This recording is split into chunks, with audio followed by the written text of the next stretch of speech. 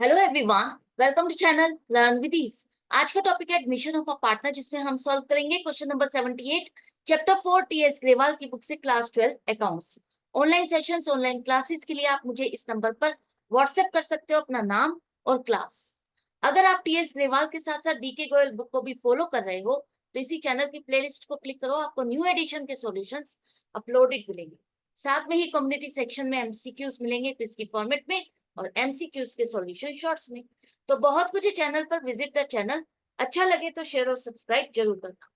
आज के क्वेश्चन में दो पार्टनर है, आन और शान। Profit sharing ratio 3:2। Balance sheet आपको दी गई है 31 मार्च 2024 की।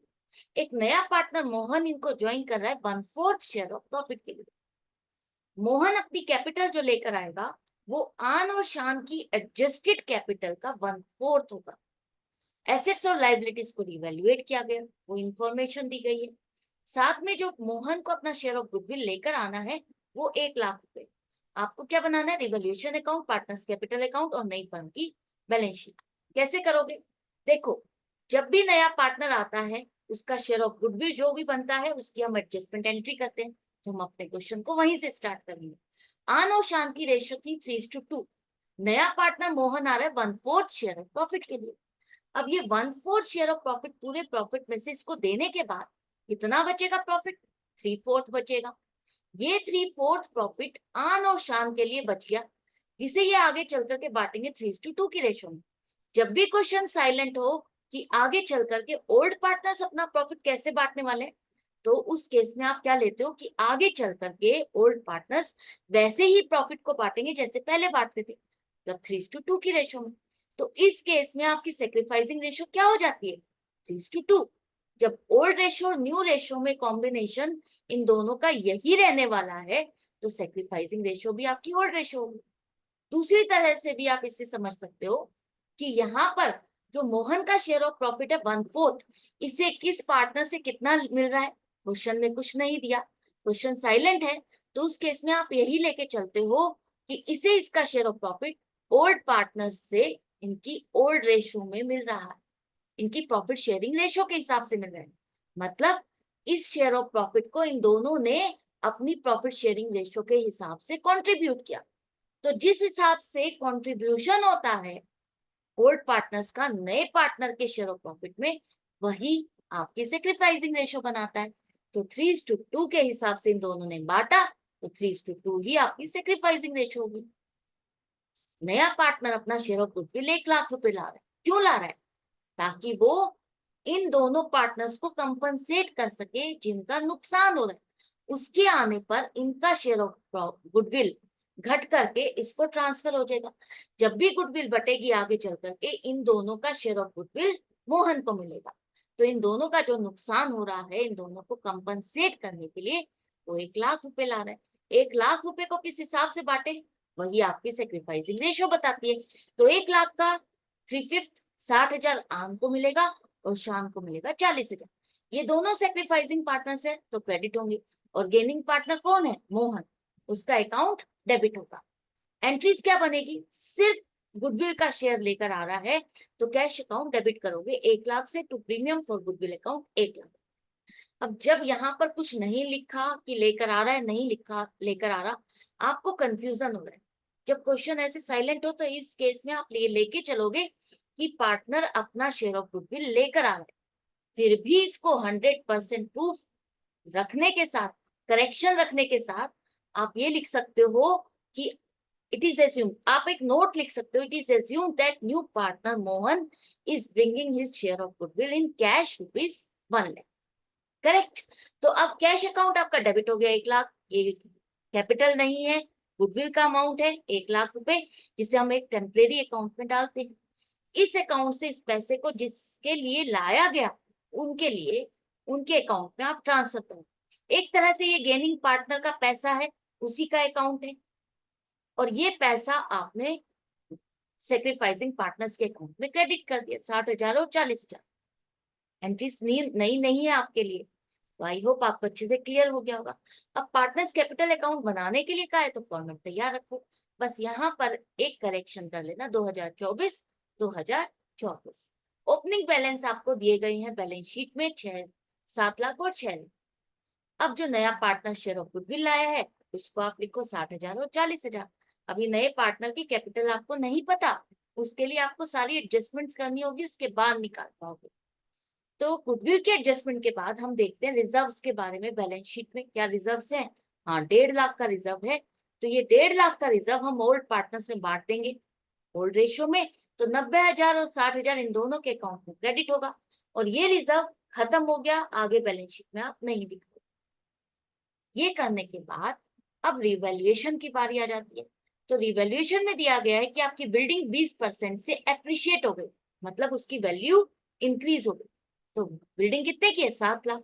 20% से बढ़ गई तो 1,40,000 से वैल्यू ऑफ एसेट इंक्रीज हो रही है, आपके लिए फायदा है। तो लिखो क्रेडिट साइड पे 1,40,000। साथ के साथ बैलेंस शीट का फॉर्मेट तैयार रखो। यहाँ लिखो बिल्डिंग अब जो 7 लाख की थी 8,40,000 की हो गई। नेक्स्ट है अब आपका कि आपका जो स्टॉक है टू बी डेप्रिशिएटेड टू 70%, मतलब स्टॉक अब आपका घट करके 70% हो गया। स्टॉक अब आपका डेप्रिशिएटेड टू लिखा है, मतलब घट करके 70% हो गया है। तो 70% कितना हो गया 2 लाख का? 1,40,000। तो ये स्टॉक की वैल्यू जो 2 लाख थी वो अब 1,40,000 रह गई। 60,000 का आपको नुकसान हो गया, इसकी वैल्यू 30% से घट गई। टू लिखा है तो इसका मतलब इतनी वैल्यू हो गई है। तो अब आपके स्टॉक की वैल्यू कितनी हो गई है उसे बैलेंस शीट में लिखो 1,40,000। इसके साथ अब नेक्स्ट लिखा है provision for doubtful debts raised to 10,000। इसका मतलब ये जो 3,000 का प्रोविजन है इसको बढ़ा करके 10,000 कर दो। आपको लगता है आपका पैसा 3,000 से ज्यादा डूबने वाला है, तो 3,000 का तो ऑलरेडी आप खर्चा डाल चुके हो, तो 7,000 का खर्चा और डालना है। तो वो खर्चा अब आप कहाँ डालोगे? वैल्यूएशन में ही डालोगे। तो to provision for debts 7,000 debit side पे लिखो। इसको दूसरी तरह से आप इस तरह से भी समझ सकते हो कि आपको नया प्रोविजन जो चाहिए वो 10,000 का चाहिए। तो नया provision, new provision 10,000 less old provision जो एज इट इज बचा हुआ है, कोई बेड डेट्स तो हुए नहीं जो आप इसको एडजस्ट करते, तो एज इट इज बचा हुआ है। तो 10,000 में से 3,000 माइनस करोगे तो बैलेंस अमाउंट 7,000 आप प्रॉफिट एंड लॉस अकाउंट में खर्चों में शो करते थे। तो उसी तरह से वो खर्चा अब आप रिवैल्यूएशन में दिखाओगे 7,000। आई होप ये आपको अच्छे से समझ में आ गया। इसके साथ साथ बैलेंस शीट में लिखो डेटर्स 2,05,000 माइनस 10,000 1,95,000। इसके बाद नेक्स्ट पॉइंट आ रहा है आपका कि आपको एक आउटस्टैंडिंग लीगल चार्जेस 18,000 की लाइबिलिटी दिखानी है। तो ये जो लाइबिलिटी है इंक्रीज इन लाइबिलिटी, इसको आप कहाँ लिखोगे? डेबिट साइड पे। एक तरह से लाइबिलिटी इंक्रीज होना आपके लिए नुकसान है। साथ के साथ बैलेंस शीट में लिखो आउटस्टैंडिंग लीगल चार्जेस 18,000। सब कुछ करने के बाद अब रिवैल्यूएशन में देखो आपका प्रॉफिट आ रहा है 55,000 का, जिसे हम ओल्ड पार्टनर्स में ओल्ड रेशो में बांट के खत्म कर देंगे। तो यहाँ पर आंस कैपिटल और शांस कैपिटल को आप क्रेडिट करोगे और रिवैल्यूएशन अकाउंट आपका डेबिट होगा। तो 55,000 से ये लिख करके रिवैल्यूएशन अकाउंट आपका क्लोज हो गया। ये जो प्रॉफिट था इसे आप पार्टनर्स कैपिटल अकाउंट में लिखो 33,000 और 22,000। अब सारी एडजस्टमेंट्स आपने कर ली है तो क्लोजिंग बैलेंस आपके पास आ गया आन और शान का 8,83,000 और 7,22,000 एंड में लिखो टोटल यहाँ पर। लेकिन अभी आपको प्रोपोर्शनेट कैपिटल निकालनी है, अभी नए पार्टनर की कैपिटल निकालनी है, तो आपको ये ब्रॉट डाउन करने होंगे बैलेंसेस, क्योंकि इन्हीं के कैपिटल के बैलेंसेस के बेस पर नए पार्टनर की कैपिटल आपको कैलकुलेट करनी है। तो नए पार्टनर की कैपिटल के लिए लिखा गया है कि आपको इन दोनों की एडजस्टेड कैपिटल, दोनों की एडजस्टेड कैपिटल का टोटल लेना है और उसका 1/4 जो बनेगा वो मोहन की कैपिटल बनेगी। तो 16,05,000 का 1/4 4,12,50 रुपए मोहन अपनी कैपिटल लेकर आएगा।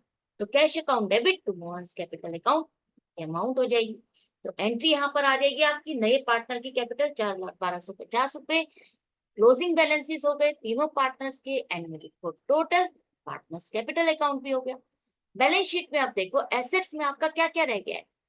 आपके रह गए प्लांट एंड मशीनरी 6 लाख रुपए और कैश का बैलेंस, कैश आपका है 1,48,000 ऑलरेडी बैलेंस शीट पे दिया है। ₹1,00,000 नया पार्टनर अपनी गुडविल लेकर आ रहा है और कैपिटल 4,12,50 रुपए। तो टोटल कैश हो गए 6,49,250। इस साइड लाइबिलिटी साइड पर क्रेडिटर्स, एम्प्लॉइज प्रोविडेंट फंड और bank overdraft as it is same balance sheet में जो था वही आ जाएगा।